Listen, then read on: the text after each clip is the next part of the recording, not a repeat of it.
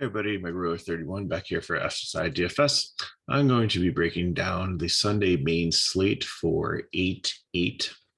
Uh, Doing it the night before. I usually like to do it more in the morning, but just responsibilities tomorrow morning won't be available to do so. So I don't have lines. The picture should be pretty much set, but I think there's definitely some good options here. It's kind of nice when Coors isn't on the slate, it's on the afternoon slate, so you don't have to worry about that. And if you play a showdown, there's a really nice game, the Windy City matchup. Actually, the wind's blowing out, I think like 18 or 19 miles per hour. So that should make for some exciting offense in that game. The weather doesn't really look bad across the nation. The only thing is it's going to be hot and humid, a lot of spots. So there could be some pop-up thunderstorms here or there, but I don't really see anything that's going to cancel a game. Actually, I think the name of the game pretty much is wind blowing in. It's going to be blowing in Yankee Stadium about 6-7 miles per hour. It's going to be blowing in Baltimore about 5 or 6 miles per hour. It's going to be blowing in Philly. So the only place where it's really blown out in an early game is significantly is Houston and the Twins. So they do play with a retractable roof there.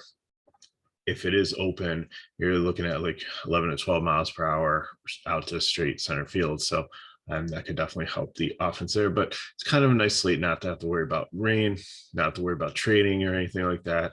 Still have to keep an eye on COVID, but unless the Yankees, I think, are the only ones recently who have been truly affected by that. So I think we should definitely have a chance to have a decent slate without too many issues there. So let's just start with pitching.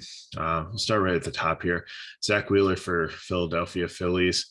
Up against the Mets. Some of the Mets have some good BVP versus him. If you look at his box scores recently, this one game with 28 against Atlanta, but against Washington, who has given up a couple players at the trade deadline, look like we're in like the high teens here for the most expensive pitcher on the slate. I don't think that's going to really get it done for me. I think he's okay in cash, but I would prefer McCullers. I think McCullers here is an really good matchup. I think he's definitely my number one pitcher that I like against Minnesota. And you might look at Minnesota's box scores and say, like, you know what? People keep on saying play pitchers against Minnesota. Minnesota has been depleted by some of the injuries. Like, I feel bad. Like Buxton, like hasn't played very few games. I thought this was going to be a breakout year for him. It looked like it. They traded away Cruz. So some of the guys in the lineup aren't as good. And you look at it and like, it looks like they're just kind of about 5 runs a game. But if you look closely at those box scores, there was one game probably in the last 5 games where in like maybe the 3rd or 4th inning, they had a 4-run inning. Other than that, a lot of these runs are scored later in the game against the bullpens. They haven't been against starters. And McCullers has been really good recently. Had a really solid game against the Dodgers, Seattle, White Sox. And just look at the Ks here, like 9, 8, 8, 10, 8, 8. So definitely, I think a better choice than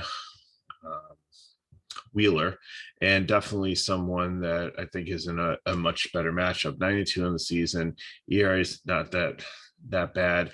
I think maybe he'll give up a couple runs. Like he had a little stretch here where he gave up 4, but 0, 0, 1, 1, 2, 2. It seems like this is a really good spot for him. So I think I'm going to lock him in for my SP1. MAHLE, I think he would be 4th on the list out of the top ones up here. Yes, Pittsburgh seems to be a great matchup, but it's in the Great American Small Park. It's not in Pittsburgh. If it was in Pittsburgh, it'd be a better matchup for him. But he's been mediocre recently. If you look at that, you're only looking at, besides like an outlier against the Cubs here, who I think that was right before the trade deadline, so they still had like most of their major league players. It wasn't the AAA team, but still, this really, for somebody that's almost 10K, you're telling me that I'm going to get maybe 12, 13, 14 DK points. Let's say maybe even gets up to 17 here with Pittsburgh matchup. That's not really what I'm looking for in cash. So I think you can play him. I think that it's a good matchup for him. Like probably about 5Ks, probably maybe about 17 DK points of a ceiling of 20, but really not excited. I think I like Ryu better. I know Boston's been a good offense, but they've been cold recently. They just really haven't been hitting the ball. And look at Ryu. Besides the one game against the Mets, he's been very, very solid. So the case, I think, this was a little bit of an outlier here and here, but Boston does have some strikeouts in the lineup. So definitely struggling a little bit. I think this is a good opportunity to take advantage of him. So for these top ones, McCullers is definitely my number one. I think Wheeler can make a case for number two. Ryu would be number three, maybe even number two. I think he might have some better upside than Wheeler. And then MAHLE would be number three. Looking at some of these mid-range guys, the next guy I would look at is Max Fried. And I think if you're paying up for two pitchers, I think he might make the most sense for an SP2. He gets a Washington team. Soto is still out of the lineup. They really haven't scored many runs the last couple of days without him. The lineup is, with Turner out of it, it's just, you pretty much have Bell and a couple other guys here and there, but nothing that's really, really too scary. So he's been, besides one game against Philly where he had a bad game, and that happens from time to time. Overall, like his box score hasn't been bad recently. His strikeouts have been there. So looking at 6 to 7, I think, that's solid. I think it's a good matchup. So for an SP2, I think I'm going to pair him with McCullers. Look at some of the other guys around here. Walker, he's struggled since the All-Star break. If you look at his game log recently, 6, 10, -7, -14, 6. The last 5 games, just not interested with him. He started out with such promise. Kikuchi here against the Yankees, he struggled also. I know he had 20 and 13 and 27 DK points recently, and there are some strikeouts. So I think maybe you could consider him, but I look back about a month ago and it was a different lineup. The Yankees, he held them to, he only had 4.7 DK points versus them. Just looking at the earned runs, like 1 here, but 3, 3, 7, 5, a little bit better before that. So I don't know. I think the Yankees have a very good lineup right now. I know we've stacked them in DFS and been pretty disappointed by them here and there. I think Kikuchi would be maybe a potential GPP option, but I think Fried has a much safer floor for cash. PLESAC, I'm not interested in, even up against Detroit. Detroit's been better recently, not striking out as much. Pretty patient. He's been pretty pedestrian here. Toronto will give him a pass on, but like 13-7, 15-8. Really nothing exciting there. About 4 to 5 strikeouts. Anderson, the same thing. WACHA gets Baltimore, who does have some K in their lineup, but they do have some power, and then sometimes they can be sneaky. Rough game against Seattle, had a good game against Yankees, but he just played Baltimore a couple starts ago here. Gave up 3 earned runs, 2 home runs here. Only had 2 strikeouts, so I'm out on him. I think I like some Baltimore bats there, especially against him. He's a reverse splits pitcher, so I like the righties there. Cueto against Milwaukee, not really interested in. Maeda, but like Houston is a good lineup. Maeda's been okay. You're really looking at probably 17, 18 DK points here, but Houston doesn't really strike out. They're a patient lineup, and if that dome is open and the wind's blowing out there, really don't like him. I'm still fine playing McCuller in this situation, but I don't trust Maeda as much. Corbin has had his struggles recently. Garrett Richards might be one of the worst pitchers on the slate statistically. Only 8 against Detroit, negative against Toronto. I really don't see, maybe 4 to 5 Ks there, but not too interested in him. But the last guy that I really want to look at here is going to be Luis Gil. Luis Gil, he was called up from the Scranton Wilkes-Barre Rail Riders, which is the team in the town I'm in. I'm right outside of Scranton, Pennsylvania, and he's having a good season. Now, he has struggled a little bit with some control issues, but his strikeouts have been solid per nine. So he had a decent outing the first time out. He faced Baltimore and put up 26 DK points. He stretched out. He went 6 innings. So definitely there's a leash there. And up against Seattle, who, they're like Detroit. They have kind of come together, and they're not like a bottom feeder, but they're not a great team. You do have some good hitters there, but you do have a lot of strikeouts in that lineup also. So I think he's really intriguing at 65, and I think I'll be playing him as SP2 in tournaments, because it'll help me get some bats in a really good situation. So talking about the bats, I'll just kind of go game by game here. New York and Philly, I think this is going to be a pitching duel. I do like Philly as a GPP stack because Walker has struggled, especially the lefties in the lineup. Tampa Bay, Baltimore, I think this has a 10.5 run total. It's like one of the highest ones for the day so far that I can see. I don't see individual totals for either team, but Tampa Bay against the Baltimore pitcher, I think they're my second favorite stack there. I definitely would like the lefties there, and even Lupo, if he was called up a couple days ago and had a decent debut with the team. He had a really hot start to the season early on. I prefer him against a lefty, but I think this Baltimore pitcher is pretty much even split. So if he's in there at 3,800, definitely somebody to look at as a hitting option, because some of the rest of these Tampa Bay guys are rather expensive as you look at them, like Lau, Meadows. Like I'd skip Cruz. I'd stick to like the lefty. So Lau, Meadows, Franco switch hitter, and might but with Arizona out, maybe Wendell crack the lineup there. Choi, I like at first base, even though 4-3 is a little bit expensive, but there's Lupo. So we'll just have to see how the lineup comes out. Kiermaier day to day, he might actually be in this lineup. Baltimore on the other side, definitely against this reverse splits pitcher. I think you have some Mancini, Mullins. Like I would just stack up the righties here. Even like Hayes he's a very cheap option for a right-handed bat, has some power there. Santander's like cheap. I think you have some really nice cheap pieces here that you can put in with a stack to kind of fill in positions. So Urias, Franco's, Hayes, Santander, wins a catcher if he starts. So Wacha struggled. He has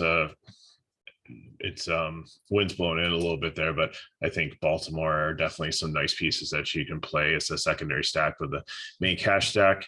Seattle and the New York, if you want to put Seattle in a GPP because he's a AAA pitcher and does have a couple control issues, then I'm okay with that in a tournament. New York Yankees, definitely like against Kikuchi.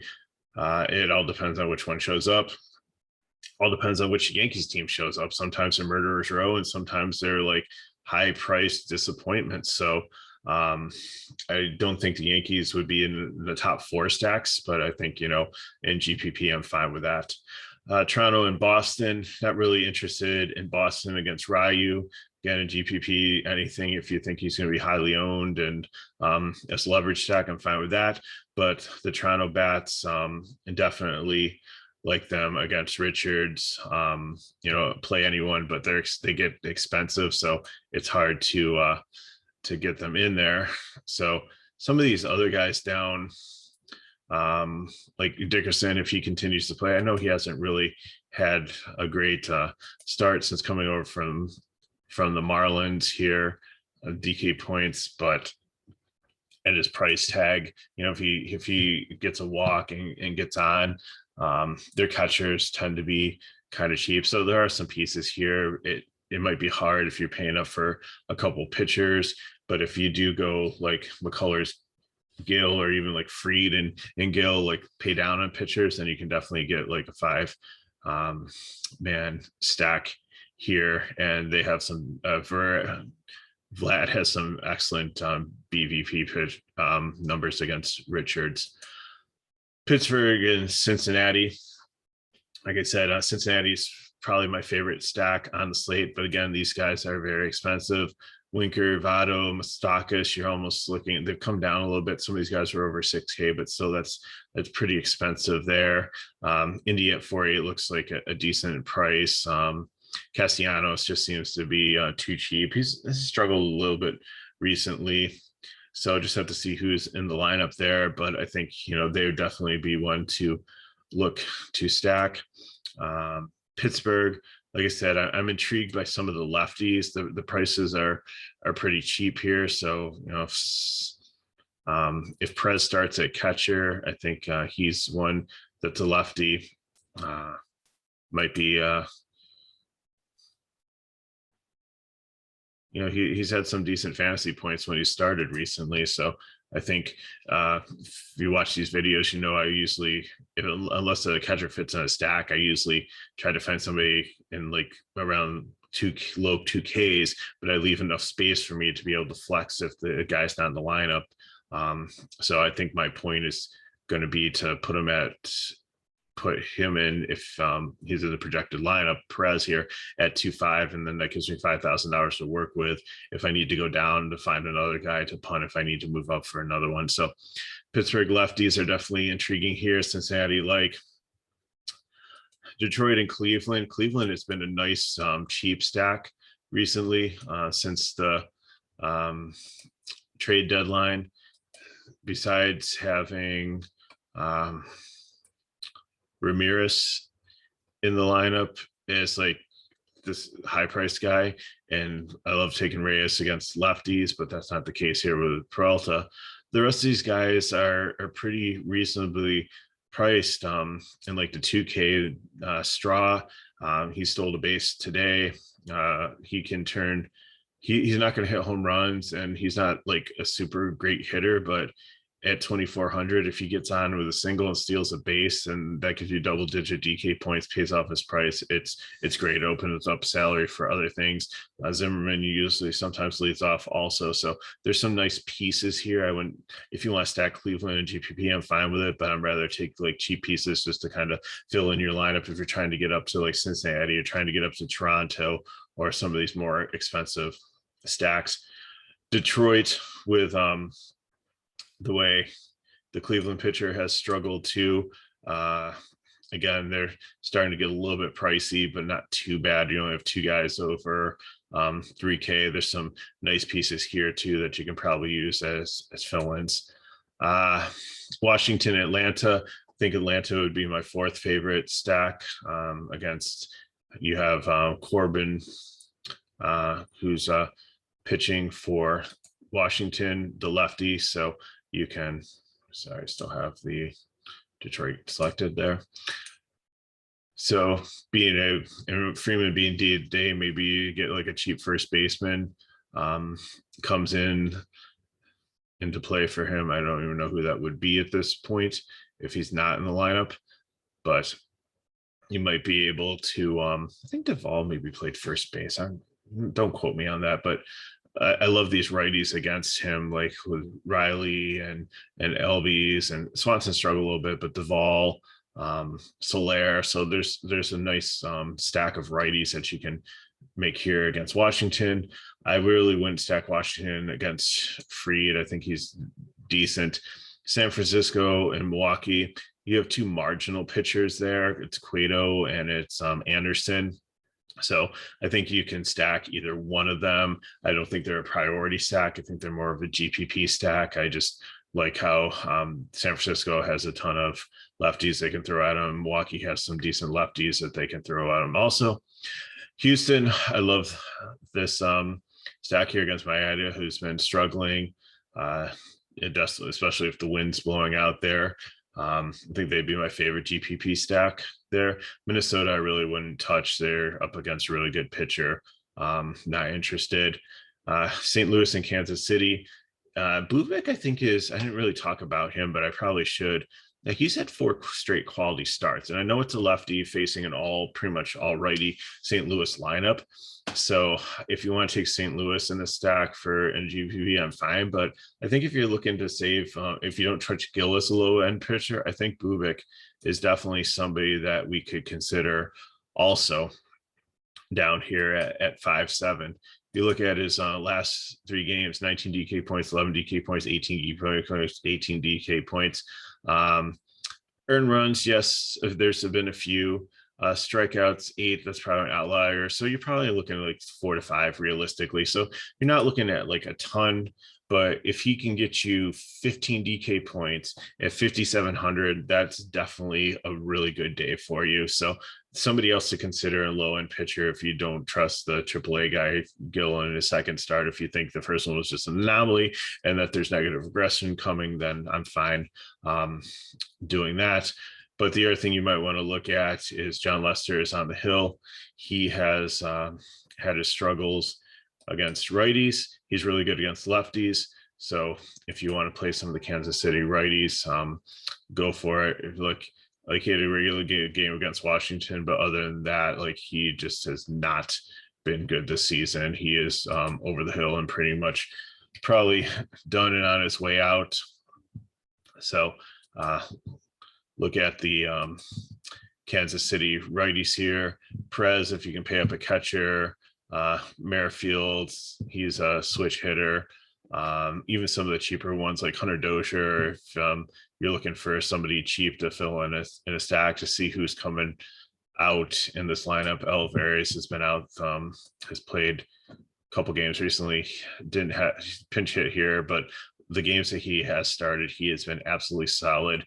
3 home runs out of the last 4. So remember his name, because he could be a really nice play in outfield at 2,100 to fill in your lineup there. I think everybody will be going and looking at McCormick for Houston, because he's been like 2.2, 2.3, 2.4. Let's see, what is his price for tomorrow? He's 2.3, but if you look at what he's been doing, you know, he had a home run yesterday, but he just hasn't been as consistent. He has the potential, but Olivares has been out there and been doing it. So if I were to make a quick lineup for you, just I can't give you the whole lineup, but let's see here. So like I said, I'm going to take McCullers from SP1, probably take Fried as my SP2 for catcher. Like I said, I'm going to Pittsburgh, and PEREZ, he's the lefty, so hopefully he gets to start there. Love me some Tampa Bay left-handed bats here. So give me Lowe, give me Meadows, give me Choi. We'll do a mini stack there.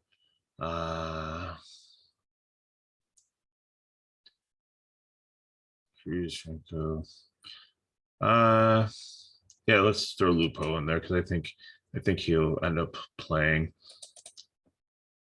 So then if I go out and look at Kansas City here, I can throw in, like I said, Dozier. If he starts, he's an option, but I'm going to go with my Olivares there. And that still leaves me 3,800, which is decent price. You know, if any of these guys like Oberto or somebody you can fit in there, I think it'll make a nice lineup for you.